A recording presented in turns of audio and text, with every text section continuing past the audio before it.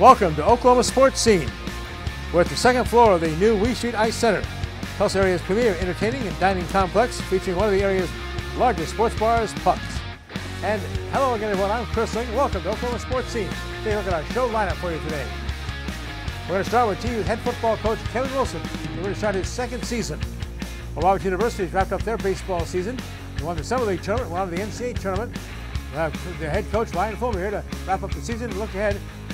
Big plans for expanding the stadium and making some renovations at J.L. Johnson's Field. Tulsa Public Schools Athletics Hall of Fame enshrines a new class this week. One of the inductees, in fact, is our guest, TPS Athletic Director, Mick Wilson. He'll join us here. And we'll preview this Saturday's running of the 156th Belmont Stakes, final jewel of the racing Triple Crown, being run at upstate in the Saratoga Race Course, upstate New York, a mile and a half back to a mile and a quarter distance. Also have a complete recap of the champion site of quarter horse and mixed meat racing at Remington Park as they close their current season. But first, we begin with our Tulsa World Hot Topics. College Softball World Series underway in Oklahoma City. Oklahoma upset 9-3 by Florida on Monday afternoon.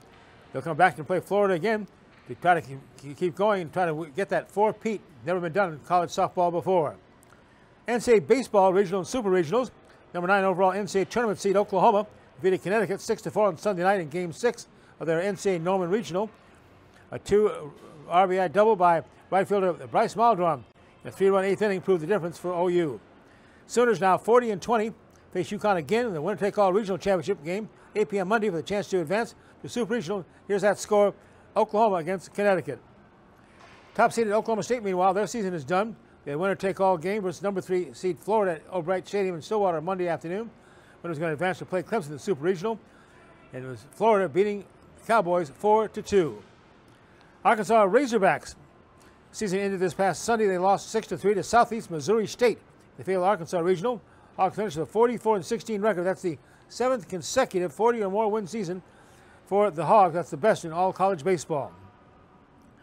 16 winning regional teams go on to the Super Regionals June the 7th to the 10th, before the top 8 teams make it to Omaha for the College Baseball World Series.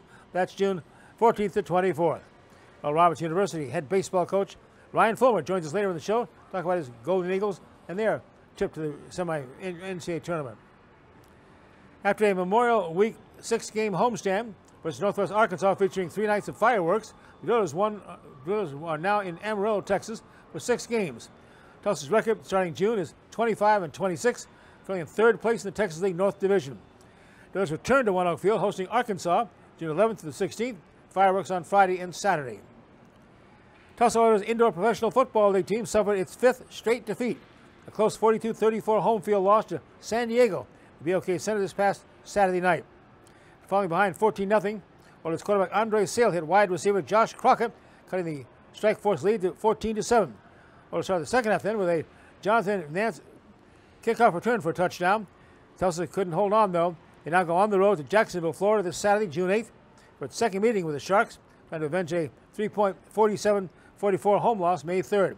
Oilers' next home game will be June the 15th against Sioux Falls. Again, Tulsa Oilers losing to San Diego 42-34. FC Tulsa suffered its 3rd straight shutout loss, falling to Loudoun United FC 3-0 in Leesburg, Virginia, June the 1st. FC Tulsa now returns to One Oak Field, one of its longest homestands of the season. They have 3 home matches versus San Antonio, June the 1st, then a Wednesday match against Miami FC on the 19th.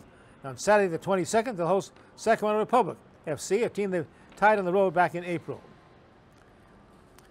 One of the first benefits of the Sooners leaving for the SEC is they'll get rid of those 11 a.m. kickoffs. That includes the Texas rivalry. Only once in the past 13 seasons has the Red River rivalry not been at 11 a.m. This season, the October 12th game in the Cotton Bowl is set for 2:30, as football should be. It opens at home against Temple on Friday, August 30th. It's a 6 p.m. kick on ESPN. The next week, 6:45 kickoff, hosting Houston, followed by Tulane at 2:30 in Norman on September 14th. Sooners play SEC, hosting SEC play, hosting Tennessee, December 21st. That time is yet to be announced.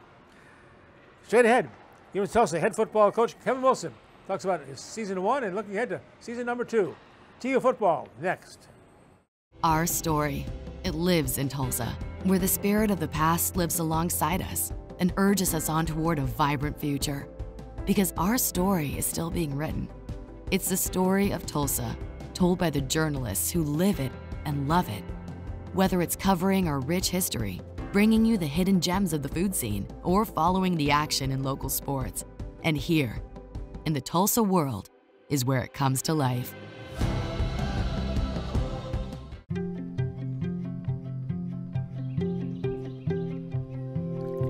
As the sun rises over eastern Oklahoma, we are devoted to one thing: improving the health of our communities, our home. We are your friends, your neighbors. We are the people of St. Francis.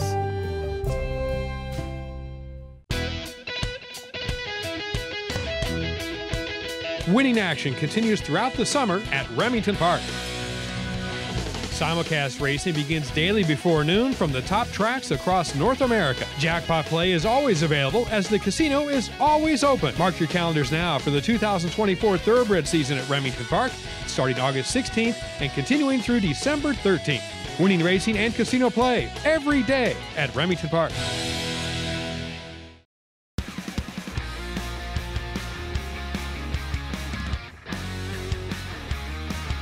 We're joined now on our Oklahoma sports scene set by head football coach, University of Tulsa, Kevin Wilson.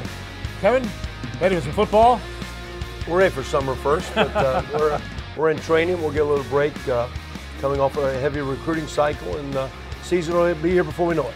And we are the first team to kick off the season out of all the other Big Four teams. Yeah, we'll play Thursday night at Northwest Louisiana like we did last year. It's kind of good. It's kind of Labor Day weekend. Kind of works for the students, and then gives us 2 days, a little bit more time for the second game. So working with Rick the last couple of years, I've played at several places. You play an opening game on Thursday, Friday. You can get a good crowd, which last year I thought we had a really good Thursday night crowd. Right. Like to get it again, and kind of helps kick off the season in that second week too. Kevin became the 34th head football coach at the University of Tulsa back on December 6th of 2022. Coach, what did you take from 38 years of coaching, all those major stops you had, including head coach in Indiana, offensive coordinator at OU, at Ohio State? What did you take from all those stops to help you at TU? You know, I think, you have a lot of success at Oklahoma and Ohio State, and that looks good on paper to a lot of people. But, my first job was at Winston-Salem State, a Division II school. I was at North Carolina A&T, a 1AA school. Spent 9 years at Miami, Ohio. So it's been places where your budget wasn't as big, your staff wasn't as big, your fan base wasn't as big. And I think with that, what you understand is you might have some limitations, but you got a lot of good people. Right. How do you work to give your kids and your players the best chance to win, to give them a chance to be successful in their academic careers as well? So I think I take as much, been a head coach in Indiana, a place that is a great place, a beautiful town, but it struggled with football. Sometimes I struggle with that. And I think at that time, sometimes I struggled relating to some of the local people because I wanted to win so bad. So two bowl games, though, right? We did, but at the same time, you come to Oklahoma, it was a big bowl every year, and and Indiana is a great place, but it's a basketball town. It's a basketball job. Exactly. Of course, and I love basketball. I'm a Carolina guy, but I love football. And at that, I take from that like experiences where maybe my relationships or expectations of what I wanted within the department, from academic support or training room support, and maybe I didn't connect well. So I think, second time at it now at TU, I know we got great people, and just trying to get everybody on the same page of how we want to operate, what we think is best for our kids, to have a great experience, and hopefully put together a team that our alumni and fan base are going to take a lot of pride in. Kevin, you're at the pinnacle of this sport. Ohio State, Oklahoma. Then what attracted you to the job at the University of Tulsa, smallest school in Division I, coming off a losing record? What was attractive about coming to the University of Tulsa? Well, one, I had a chance at my age to be a head coach and run a program again. Not to prove anything. I just thought as an assistant at Ohio State, I didn't think I was maybe being utilized to my strengths. I thought I could impact some kids. I had a great job working with great people. I loved it.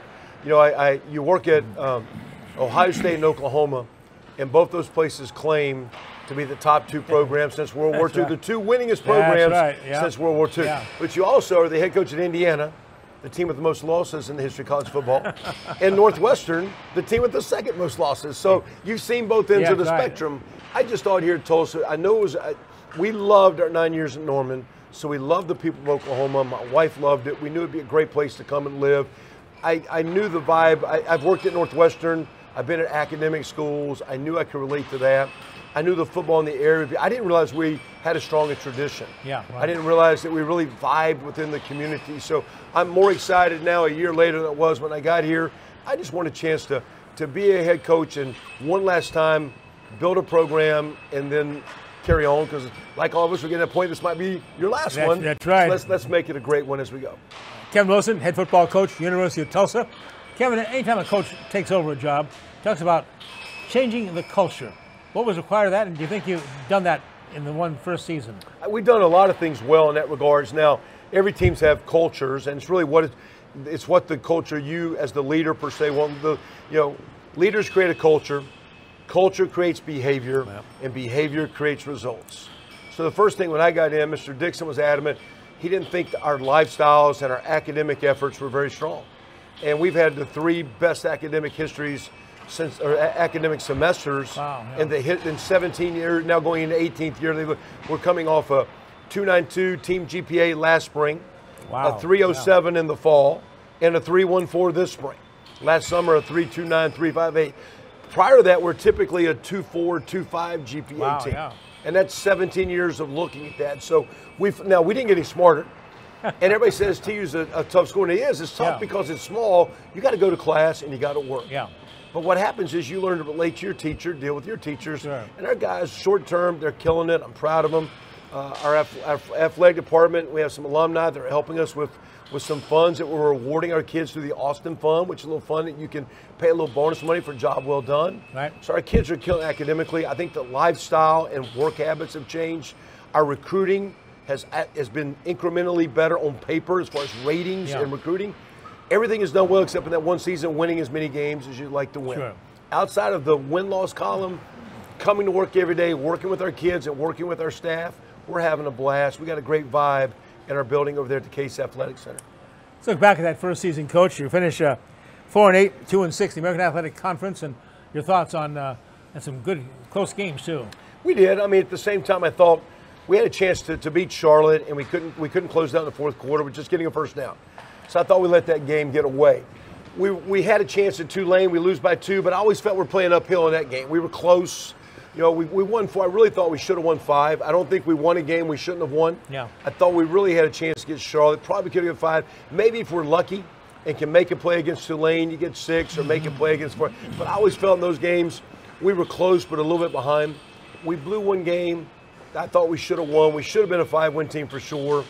Maybe if we get lucky, we could have got to 6 or 7. Yeah. But in reality, that record was about what we were last year. We were small. We were void of some talent. We've tried to make some changes with that. It was an okay first year. Your impressions of the American Athletic Conference, the competition? Very, very impressed. Very impressed with the quality of coaching. Yeah. The quality of coaches. There's some large schools in our conference, with some of these schools like North Texas and San Antonio and South Florida that got 40, 50, 60,000 students. So you got small, you got the academies now in it with Army coming in. Yeah, so you got Army and Navy, historically some great ones. Memphis has been awesome. Tulane's been a great program recently. We're losing SMU. We picked up West Point. A lot of really quality players. You feel like you got a chance each week to win. Yeah. You don't feel out of class, but you better play because you're playing against a well-coached team that's got good players. So it's exciting football each week. It's a lot of good football. There's a lot of good teams. How big was that season-ending 29-27 win at East Carolina? It was huge because they had struggled, but they were supposed to be a good team. They just misfired. They had some injuries. And I think they lost some guys with the portal. They were good on defense. We're playing that game with a young freshman quarterback, Kirk Francis, at the end of the year.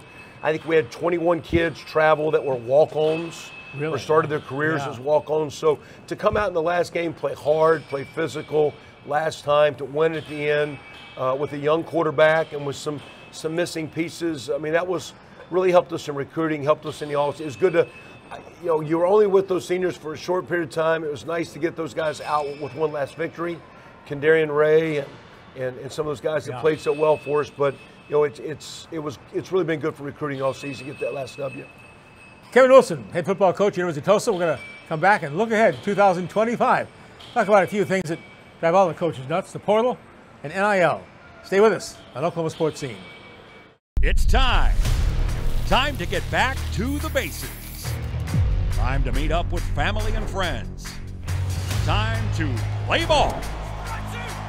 It's time to cheer on your Tulsa Drillers. It's Hornsby time.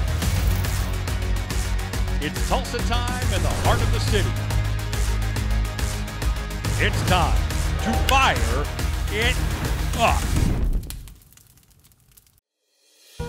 Founded in 1960, Ed Bashira's Formal Wear and Fine Clothing has been dressing gentlemen for over half a century.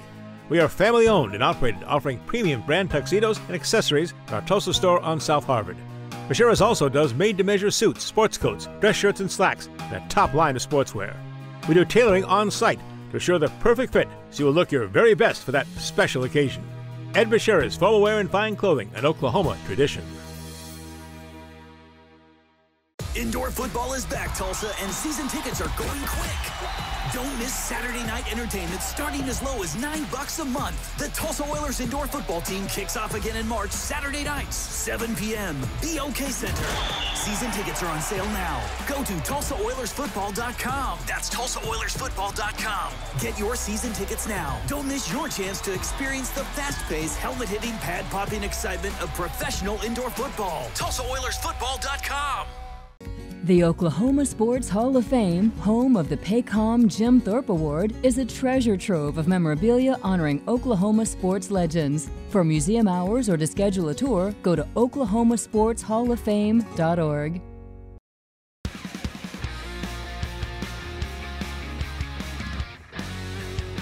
And we're back on Oklahoma Sports Scene with Kevin Wilson, second-year head football coach at the University of Tulsa.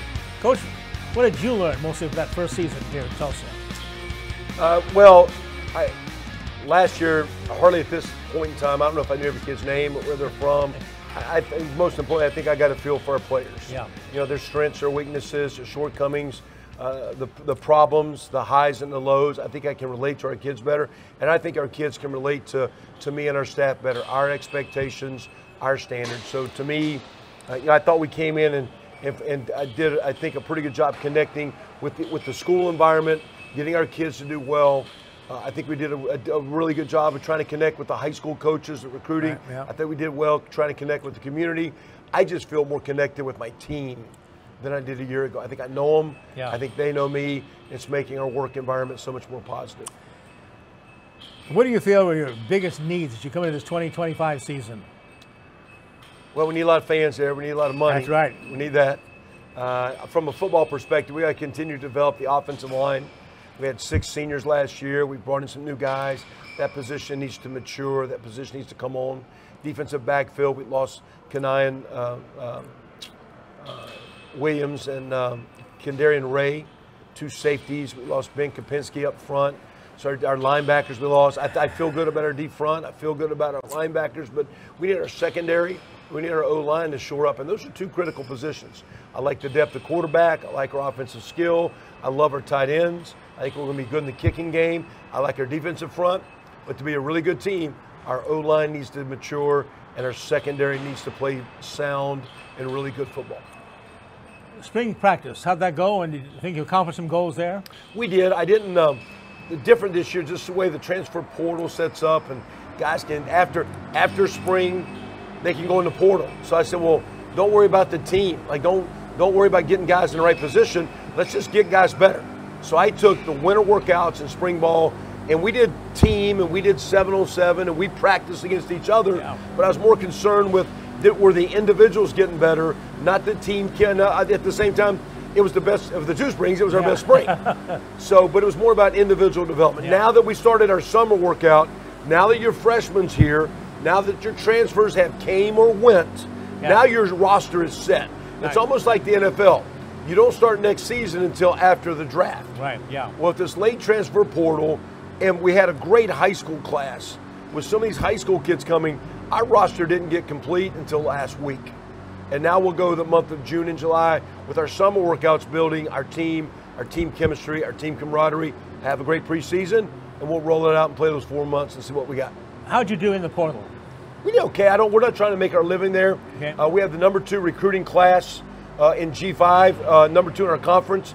Our recruiting class by 247 by Rivals. It's rated higher in Oklahoma State. It's rated higher in K-State. It's rated higher than Louisville. It's rated higher in Indiana. It's rated higher. It's 54th in the country. Yeah, nice. But it's rated high because we took 29 high school players.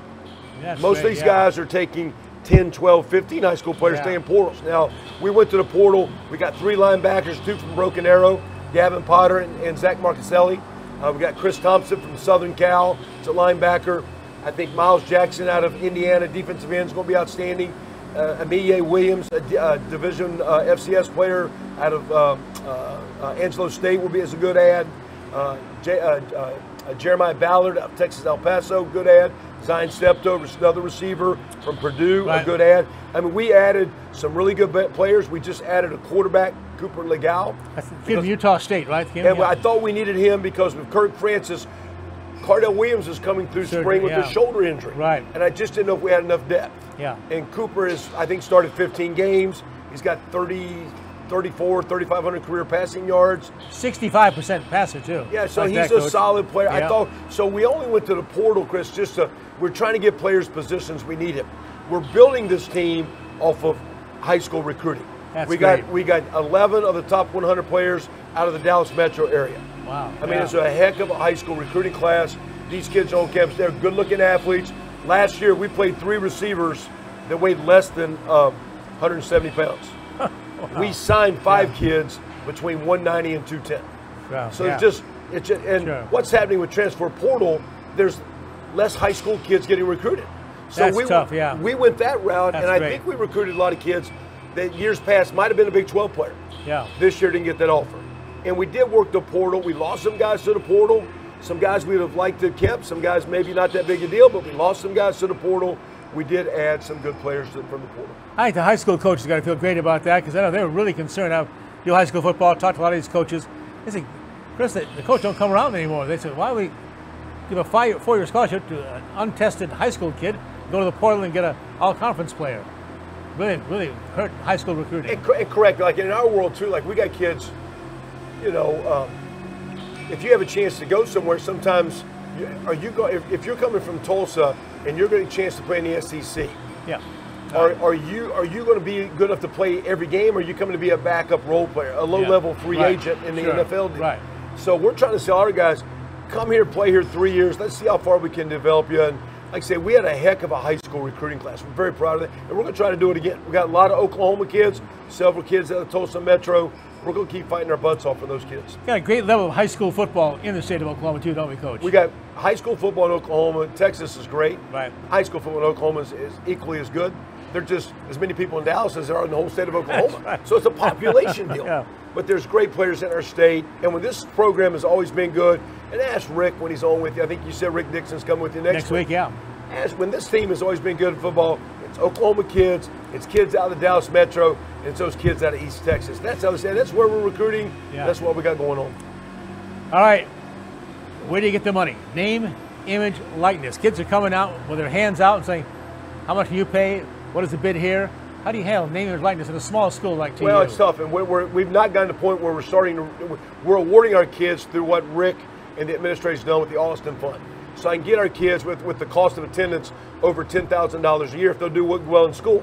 Yeah. That's why we just had 76 kids with the 3.0. Nice. Because if you do good, I'm going to pay you some money. Yeah, nice. And so we got that's increased now. On the football side, it's kind of like going to the craps table. Yeah. Which table do you want to show up to? The $5 table, the $25 table? But there's a point in time where we've probably got to ante in a little bit to award our kids. We need to get our kids some degree. We're not going to be able to buy kids, but we got some good players, as you see in basketball. Yeah, sure. We got some good players that we got to make those kids feel special and important here. All right, talk about the 2025 football schedule. 2024. 24. Wow, already ahead. One more time. Get through this one first now. 2024 TU football schedule. Really a great schedule. 6 home games. Otherwise, September 14th visit by Oklahoma State. Cowboys' first game here in Tulsa since, by the way, 2019. ESPN2 will televise that game September 14th, 11 a.m., but you want to be at Chapman Stadium for that. Tulsa's announced game times and television sites for 4 of their 12 regular season games. A lot of great coverage. We do it. We did last year. Several now. Last year we started out, we had The Thursday night game, we got the same deal. Then last year we went to Washington, Oklahoma came in. It's similar, but this year we go to Louisiana Tech, we go to Arkansas State first, back for Oklahoma State game 3, then we go to La Tech. Those are tough games. Those are quality teams, good coaches, good athletes. The conference is always good. I like the way it sets up. We got 2 Thursday night games, East Carolina late Thursday night game. We're playing Thanksgiving weekend at home. That's always good for families instead of traveling. So I'm excited about our schedule that we got. It's going to be good. The league sets up good. I like our schedule and look forward to seeing how we compete this year. Tulsa's season opener for 2024, August 29th against Northwestern Louisiana State. That's ahead of all the other area schools who will be playing first. It'll be a Thursday night game at 7. Like I say, last year I thought last year we had some great crowds. We had 3 Thursday night games, had some great crowds. OU, of course, brought a lot of fans, great crowds. We got a great fan base. Our team's working hard. We're in the middle of those workouts now. Looking forward to how I hope we're going to play some winning football, exciting football, and we'll have some great turnouts this year. And your message to the TU football fans out there? Our message? Yeah. Our message, our kids are fighting. They're fighting hard. That's what we ask you to do. Come fight with us. Bring some energy. We're working very hard to connect our kids with our university and with our community. TU's always been a big part of the Tulsa community. So love our alums, love our fans coming out. And if we can, hopefully we'll make it a fun atmosphere. The tailgate atmosphere is awesome. Yeah. Our administration, President Carson's pumping that up big. We need to do our end, play some great football, which we're going to do. Come see us play. It'll be a great weekend for you and your family. Here's the information on tickets for TU now. 2024 new football season tickets available right now. More information, you can call 918-631-4688 or go to TU ticket office at tulsa.edu. That's TU ticket office at tulsa.edu. Coach, thanks for taking the time. You get a break at all now, or what's going on right now? We got 3 more weeks here of fight. We're working the kids out. We got 3 camps, heavy recruiting on the weekends. We got 25, 28 kids coming in the next 3 weeks. Then we'll get a little break into June, July. Enjoy the family, find the golf course, find some sand and water, and have some fun. Kevin Wilson, he's doing it the right way for the University of Tulsa. Again, Rick Dixon, the athletic director, retiring, will be here on the show next week. Come right back with a special guest, Oral Roberts University baseball coach Ryan Fulmer. Once again, got his team to the NCAA tournament.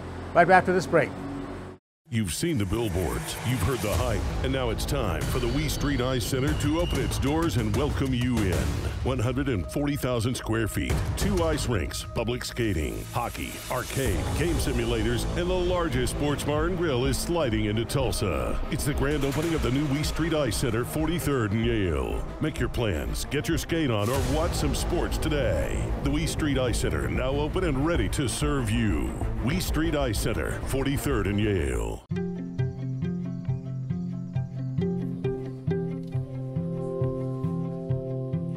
Around the clock, throughout eastern Oklahoma, we are devoted to one thing: improving the health of our communities, our home. We are your friends, your neighbors. We are the people of St. Francis.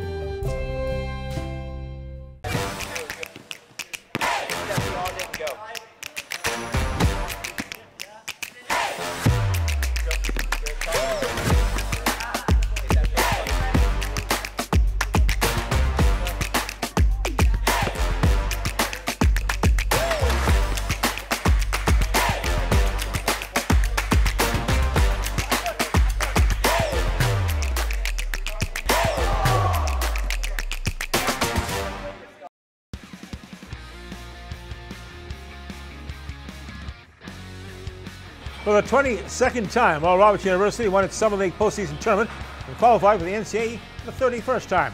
Guy that makes it all happen out there for the Golden Eagles, Ryan Fulmer, head coach of the Golden Eagles for the past 12 seasons, 9 years before that also on the ORU staff. Ryan, is a kind of a different season. We're so used to Oral Roberts dominating early. What happened early on?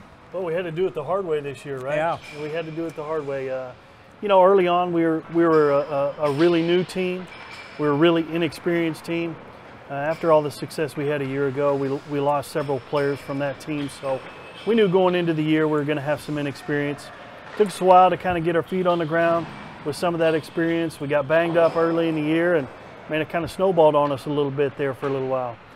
Fortunately, you know, we got to a point in the season where we started getting a little bit more healthy. Right. Guys started to figure out their role a little bit better, and back half of the season, I thought we played pretty well. Yeah, was there a game or a series, Ryan, that really turned things around? Yeah, I don't know if we had a specific moment that really flipped it for us, but you know, I think with an inexperienced team, the more experience and the more games those guys started to play together, I think the more comfortable they got, the more defined their roles got, the better we got. So I don't know if we had one moment. It's just kind of a culmination of several different things there at the end of the year. Well, the Golden Eagles swept through the Summer League postseason tournament. Then were assigned the Norman Regional. Boy, a tough regional coach down there. It was a really good regional. I think you look at the regional, and OU had an outstanding year, and they were coming off not only a regular season title, but an appearance in the championship game of their conference tournament. Obviously, we went out and we had some success in our conference tournament as well. But you look at the other two teams in the regional, both really good clubs. Duke had just won the ACC tournament, had a really, really good team. And UConn has been a really good club for several years. So a really good regional, really well-coached teams with a lot of talent.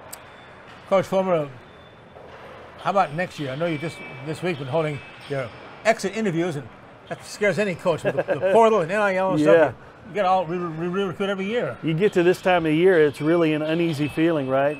There's so many unknowns anymore with the transfer portal, with NIL, and the way the money stacks up. Yeah. So you got to do a really good job with the culture of your club. We feel like we've done that. So we feel really good about the guys we got coming back. We felt like some guys with some experience have an opportunity to return. So we got to get through this week with all the craziness that goes on.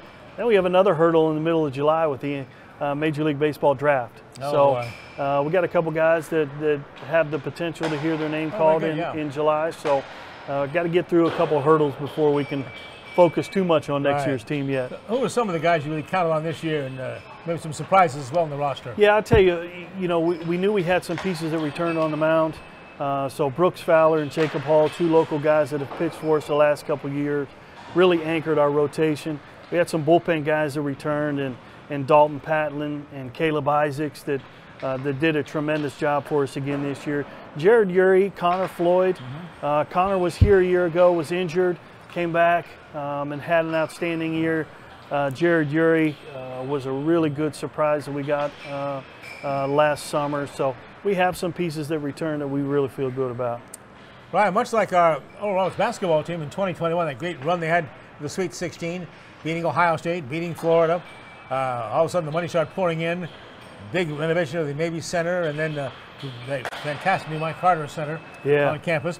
Looks like you're starting to reap some of your rewards for that World Series. They talk about upgrades for Dale Johnson. I think it's a great stadium anyway. It's a great stadium. We're very proud of the facilities that we had. When that stadium was built in 1980, it was one of one. There wasn't many places like that across the country, and it still has great bones to the stadium. But as you said, we're able to start doing some renovations. We're really excited about that. Those will start this summer, and man, we're gonna touch a little bit of everything. I think the first thing you'll notice is we're gonna replace all the seats in the stadium. That'll be one thing everybody can really see when they enter the stadium. But just kind of dress it up a little bit. We're gonna do some things underneath as well. New clubhouse, new locker room space, and some things for player development. But I think the big changes are gonna come on the outside where people can really see, and the stadium seats are going to be a big part of that. You know, it's important to get the support from your administration, athletic director, and you really have that at Oral Roberts, don't you? Absolutely. I think, from a support standpoint, we have all the support that we need. Our support staff is excellent. You talk about our administration and what they've done and how they go about their business is second to none. But, man, our sports medicine, our sports science guys, are second to none. Our guys are really fortunate to be surrounded by great people. And I know it's a little early, but 2025, you're almost thinking ahead, Coach. How is recruiting going, and what are your prospects for the next season? Yeah, we hope they're going well. It seems like recruiting never stops, so you never really get a chance to step back and really evaluate what's going on. You just kind of keep rolling through it. We're excited about next year's class. We have a bigger freshman class than we've had in the last several years, so we're really excited about getting those guys to campus and mix in some of the junior college players that we've already committed and signed, and then we're going to go out and work a little bit in the portal this summer as well. So roster's not set yet, still working at it, but we'll see. We'll find out. Ryan Fulmer, Head baseball coach Oral Roberts University done a tremendous job there. Just title after title, NCAA tournament. And last year, what a run that was to the World Series, Coach. Wow. It was fun. It was fun. I mean, to have a mid-major program, we're very proud of our program and what it's done over the years. But to have those kind of years is obviously very special. Special group of guys, man. They were committed, tireless. They were tough, very talented. So you don't get to be a part of those very often. I'm sure glad I was a part of it. Ryan, great to see you as well, my friend. Thank you. Time. I know it's busy time, still season over, but still busy time for you guys over at Oral Roberts. Appreciate it. Come right back, and we're going to talk to Nick Wilson about the new TPS Athletics Hall of Fame class that's straight ahead here on Oklahoma Sports Scene.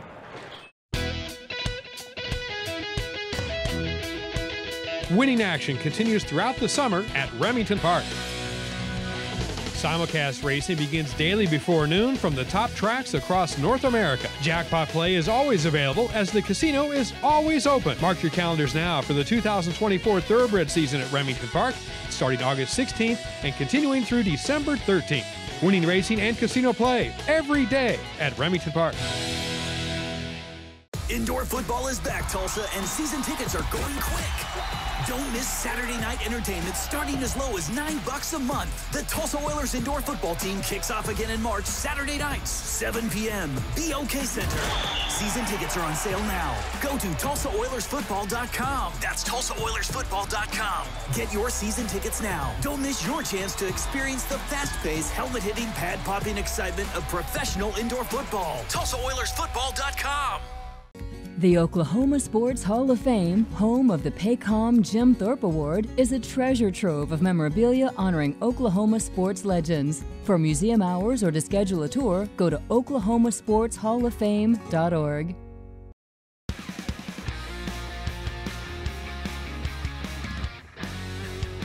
For this Thursday, June the 6th, Tulsa Public Schools will be inducting their 12th class in Tulsa Public Schools Athletics Hall of Fame. One of the inductees is also the athletic director, and well deserved. Nick Wilson, congratulations on the honor. Thank you, Chris. It's been a very humbling experience, and I feel like I'm kind of the low person on the ranking order because so many great people, so many deserving people are part of this class. And again, Chris, it's like you've been a part of this the entire way, that we've got so many people that are deserving and continuing to play catch up. But I was just felt honored that you and the committee reached out to me and made me a part of this class. Well deserved, and you've got 30 years experience. Can you give us your background both in coaching and, of course, in athletic administration? Well, you know, Chris, it started like so many guys, just at the bottom, trying to learn your way around, and started in small schools and kind of worked your way through it. I feel like I bring a lot of varying experiences to the table, whether it's been in the public schools, whether it's been at the college level, but just feel fortunate to have worked with so many great people. I learned so much from mentors like Mike Mims and Gil Cloud, and then going back to an old college president I had when I was at Independence named Terry Hetrick. Just some good administrators that I've learned from along the way, and some good coaches, and to be able to work with a lot of really good players and a lot of good kids sometimes make you a really good coach. And so just been fortunate to be around a lot of successful folks and try to keep my mouth shut and my ears open and learn. And like I said when Gil and I started this trek together so many years ago, that all I at the time wanted to do was keep my mouth shut and make Gil's 40-plus years of experience my 40 years of experience. So again, just so many great people to learn from and be a part of, and a great school district that I have a lot of love for. Our good friend Gil Cloud, of course, was the founder of this. Got it all started. People thought at the time, well, how are we going to have enough athletes to put in the Hall of Fame in the Tulsa school system? Well, the backlog is unbelievable. And the nomination committee, it's just incredible, the athletes. You know, Chris, it is, and to think that now we've filled up almost two and a half full walls at the Hall of Fame in our offices, that plaques from one end to the other, and we're going to continue to fill those walls up with people and deserving. And you know, what's unique about this year, Chris, we've talked about so many deserving people, but we haven't even gotten into the realm of deserving teams. That's right. And so as adding one this year for the first time. As we induct our first team into the Tulsa Public Schools Athletic Hall of Fame, I think this will be a new trend we see moving forward by being able to recognize some great teams. And when you mean great teams, you're talking about the history of Central High School, Booker T. Washington High School, and right on down the line, Edison High School. So many great teams that featured a lot of great coaches. So it's going to be interesting as we move forward to put some of these folks and give them some accolades and some recognition that they really deserve. Yeah, look at these inductees, and their high school accomplishments are amazing. But then so many of them have gone on to incredible accomplishments at the college, professional level, in and out of athletics. Absolutely. You know, Chris, we had two brothers just do a camp this week, Justice and Dax Hill. You know, obviously they haven't reached that 10-year mark to be considered, but those are guys that are going to make the list. You know, you got Josh Jacobs, you know, you got Tyler Lockett. All those guys will be future Hall of Famers, and to think that we just keep building on that list of great Tulsa Public Schools athletes that are here giving back, but are due some recognition and above, far and above what they're doing now. So it's a tough job, but it's a lot of fun. All right, let's meet this class of 2024 Tulsa Public Schools Athletics Hall of Fame. Mention, of course, Mick Wilson is part of this class. Also coming in with you, Nicole Ledbetter Brannon, 3-year starting guard for Will Rogers Ropers. Great athlete. Went on from Tulsa Public and Will Rogers to go to Southwestern College in Kansas, where she was an All-American in track, and also was an outstanding person. I think had several awards there on campus. And then, of course, she is now a Division I basketball official and still does call some of our games here in the district when she's free. But outstanding person, and really we're excited for her opportunity. Booker T. Washington's always represented these classes as well. They should be, with their great athletic tradition and legacy there. And they're represented this year by Gene Parrish, wrestling champion. Gene Parrish, excited to see him be able to make it and be a part of this great class, and obviously a dear friend of Coach Mims, and speaks very highly of Mr. Parrish. Ron, a great junior college career, and also wrestled at Arizona State University. He sure did. All right, we have our very first team. Pretty exciting going into the Tulsa Public Schools Athletics Hall of Fame, and is the Memorial High School Boys 1974 basketball team. I mean, you can go, every school has great teams. How was this the first one selected? Well, I think the big thing was Coach Sprague and I had an in-depth conversation about some of, we've seen other Hall of Fames put in a particular team, and we had never done that, Chris, as you know. And so what's more deserving than a team that really kind of started the Memorial basketball tradition with the 1974 boys basketball team winning the state championship, and so many great individuals on that squad. In fact, one of the two people off that team are already in the Hall of Fame as individuals, but it'll be an exciting time for them to become and be a part of the Hall of Fame. Very fitting. This is the 50th anniversary of the 1974 team, and of course coached by one of our Hall of Famers, Terry West, a legend. And Joey Robinson, the Tulsa Metro Player of the Year, was a big part of that too. Again, great call on Coach Sprague's part. Robert Sprague had the insight to do that, and I think it's a wonderful idea.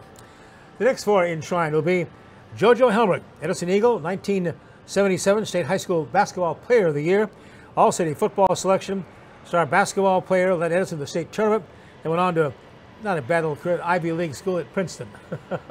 John O, great person. I've enjoyed getting to know him through this process. You know, I think him and I had met in passing. You know, he'd had some previous work and support with Tournament of Champions back in the day. Right. But John O has been interesting and fun to get to know, and I'm sure he'll be a great speaker and just an outstanding human being. And the Helmrich name, of course, very influential here in the city of Tulsa. Been a great family for us. Absolutely, and we're excited and very deserving of John O. Won multiple gold medals in track, helping lead the Hale Rangers, and on to a great career at OU, William Snoddy Jr. William Snoddy, as I understand it, Chris, at one time, and don't quote me on this, but I think I've received information that at one time he was classified as one of the fastest men in the world.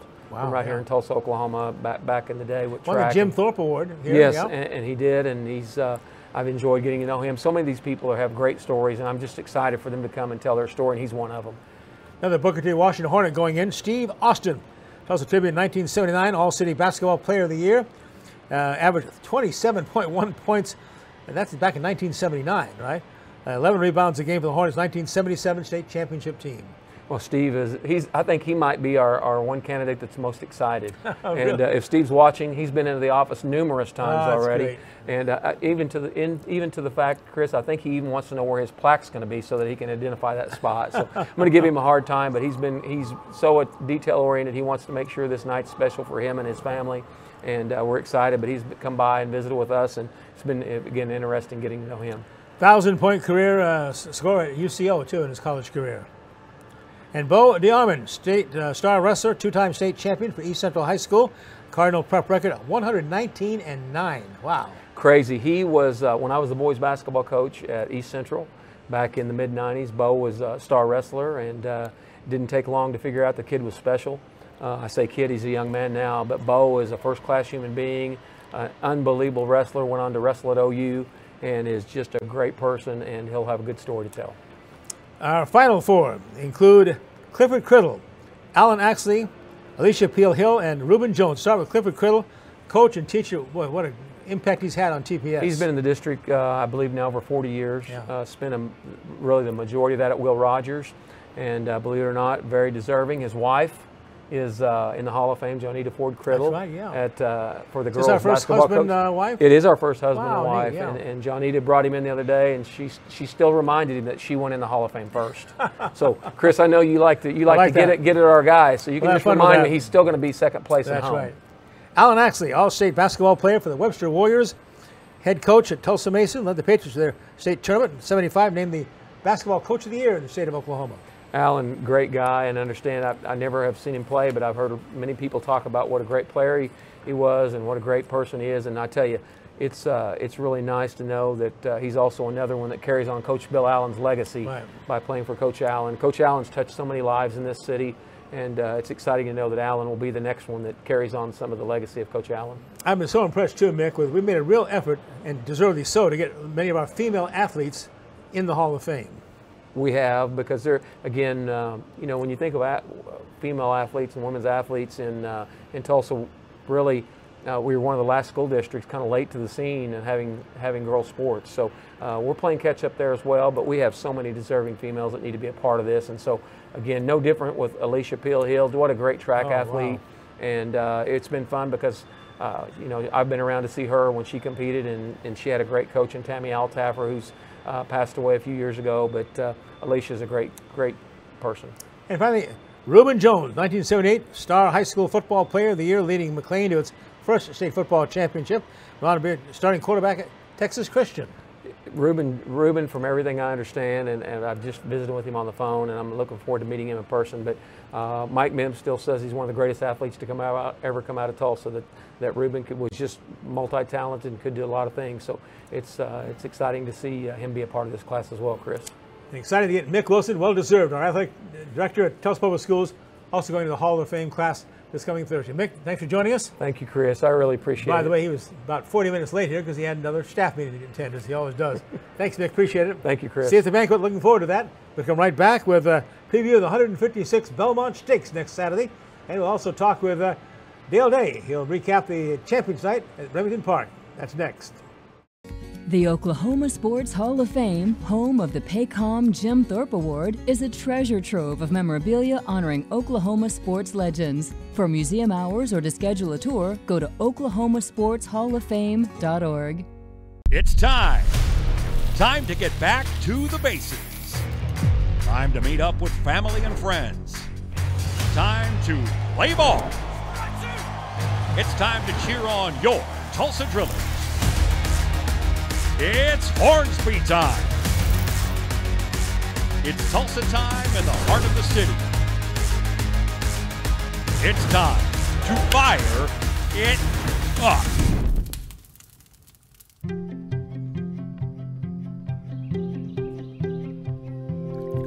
As the sun rises over eastern Oklahoma, we are devoted to one thing: improving the health of our communities, our home. We are your friends, your neighbors. We are the people of St. Francis.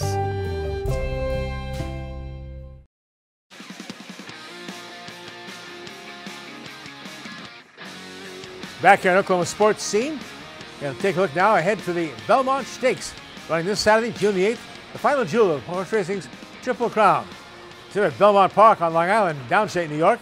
Because of construction at the big track, they moved it upstate to Saratoga Racecourse, the historic racecourse. They run it 1.25 miles instead of the traditional Chester Champion, the 1.5 miles. Right now, we have both the Kentucky Derby and the Preakness winner in the field. Mystic Dan, who won the Kentucky Derby, and then 2 weeks later, Seize the Gray for D. Wayne Lucas, won the Preakness Stakes. But the favorite is the Derby runner-up, Sierra Leone. We'll have a full report next week. Right now, it's time to join Dale Day at Remington Park. They just had their Champions Night of quarter horse and mixed meat racing. Let's go to Dale Day now for the full report from Oklahoma City. The 2024 spring season at Remington Park is now in the books. It wrapped up in a huge way on Saturday, June 1st with Champions Night. Here's a look at the top events of a big stakes card. The richest race card of the year in Oklahoma, Champions Night, more than $2.4 million on the line through the 12-race program, and the major events all fell at the end of the card. In race number 9, it was the Grade 2 Heritage Place Oaks for 3-year-old fillies with a purse of more than $296,000.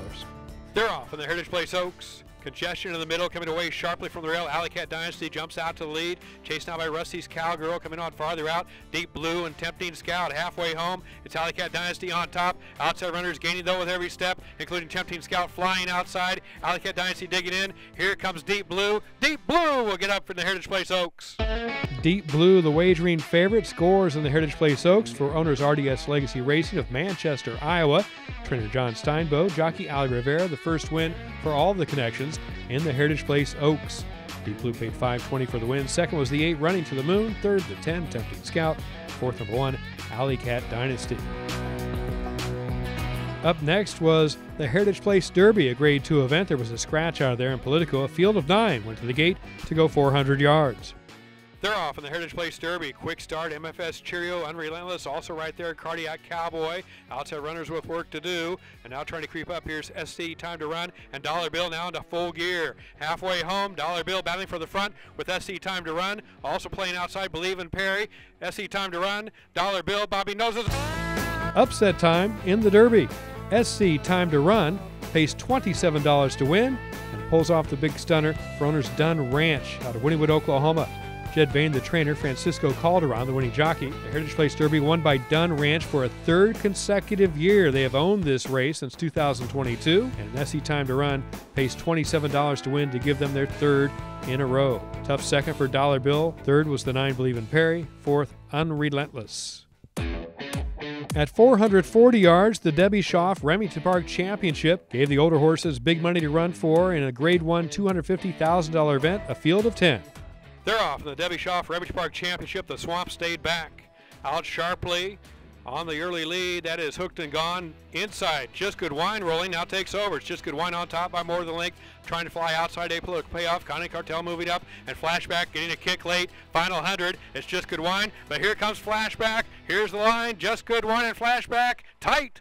Just Good Wine surprisingly went off as the even money betting favorite, ridden strongly by Brian Candanosa, mostly under a hand ride until Flashback started running from the back and gained ground in the final 100 yards, but Just Good Wine held on to win it and paid $4 for the score. Guns Up Racing of Lubbock, Texas wins their 3rd stakes race of this season. Toby Keaton, the winning trainer. Winning jockey Brian Candanosa for Keaton, his 2nd win of the championship.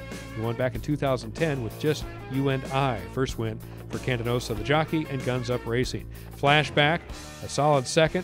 3rd, Hooked and Gone. 4th, the 10, Apolitical Payoff. The richest race in Oklahoma was next on Champions Night. The Grade 1 $1 million Heritage Place Futurity wrapped up the big night and the season. Kempton, the top qualifier, was heavily favored on the outside, wearing number 10. They're off in the Heritage Place Futurity. Good start. Hot Temptation away sharply outside. Kempton right there. Trying to come on, I'm Mesmerized. And Curl's Magic Wagon full of run. Here's Juice Box getting into it as well. Kempton on the advantage on the outside. Up by more than length. Hot Temptation. Fire Eagle coming on. It's Kempton in the Heritage Place Futurity. Kempton with a great performance, pulling away to win it by more than a length. James Flores, the winning jockey, his first ever Heritage Place Futurity win. He's won almost every other race at Remington, but not the Heritage Place. J.J. Gonzalez, the winning trainer. Mario Lozano Cantu of Mission, Texas, the winning owner. $5.40 for Kempton's victory, undefeated through 3 starts this season. Fiery Eagle, a solid 2nd, gaining late. Number 7, Kiss My Maruska 3rd. There's a dead heat for 4th. Juice Box, the Oklahoma Futurity winner, number 5, and the 8 Curls Magic Wagon. The Heritage Place Futurity goes to Kempton in a brilliant performance. Many other stakes races on Champions Night at Remington Park. The Speedhorse Grand Paint Appaloosa Stakes went to the Appaloosa, our Cowgirl. In the richest race for paints and Appaloosas, the Speedhorse Grand Futurity, won by WF Just Candy, trained by D. Keener, ridden by James Flores. The $100,000 Heritage Place Juvenile was won at the rail by Perry Fast. Buckway Racing owns Eddie Willis trains Jimmy Brooks with a sharp ride to win and pay $7.20 in the Juvenile. Around the turn in the Grade 1 Remington Park Distance Championship, an upset here. Marcus Aurelius scores the upset knocking off the heavy favorite O'Donovan Rosa, who could do no better than third. Running second was Rocky Later. Marcus Aurelius paid $21 to win. Great ride by Stormy Smith, trained by Clint Crawford, Bobby and Catherine Simmons, the winning owners. And the older fillies and mares had their Grade 1 event in the Juno's Request at 400 yards, won by the one, Flying Sofina, trained by Michael Joyner, owned by Calder and Candy Gazelle of Roswell, New Mexico. Francisco Calderon with the winning ride. Flying Sophia paid $11.40 in the Juno's Request. Live racing season has concluded, so we're into our summer schedule at Remington Park. Simulcast Racing Daily begins approximately at 11 a.m. And of course, the Remington Park Casino is always open and the jackpots always flowing. Live racing will return in August 16th, as a matter of fact, when the thoroughbred season gets underway. In Oklahoma City at Remington Park, I'm Dale Day. Now back to Sports Scene. We come back, we'll look at the next week's Oklahoma Sports Scene show with some very special guests. You want to hear about this for sure. It's right after the break. The Remington Park Casino is always open for jackpot gaming. The winning action never ends. Enjoy great food and drinks in the Bricktown Brewery, open daily at 11 a.m. Simulcast racing is offered every day, featuring North America's best tracks. Visit the Club Remington desk for player card membership and begin earning points and rewards. The jackpots are always flowing. The next one could be yours at Remington Park. You've seen the billboards, you've heard the hype, and now it's time for the Wee Street Ice Center to open its doors and welcome you in. 140,000 square feet, 2 ice rinks, public skating, hockey, arcade, game simulators, and the largest sports bar and grill is sliding into Tulsa. It's the grand opening of the new Wee Street Ice Center, 43rd and Yale. Make your plans, get your skate on, or watch some sports today. The Wee Street Ice Center, now open and ready to serve you.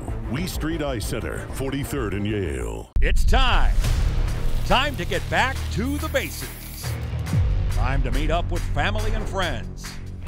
Time to play ball. It's time to cheer on your Tulsa Drillers. It's Hornsby time. It's Tulsa time in the heart of the city. It's time to fire it up. Our story, it lives in Tulsa, where the spirit of the past lives alongside us and urges us on toward a vibrant future. Because our story is still being written. It's the story of Tulsa, told by the journalists who live it and love it. Whether it's covering our rich history, bringing you the hidden gems of the food scene, or following the action in local sports. And here, in the Tulsa world, is where it comes to life.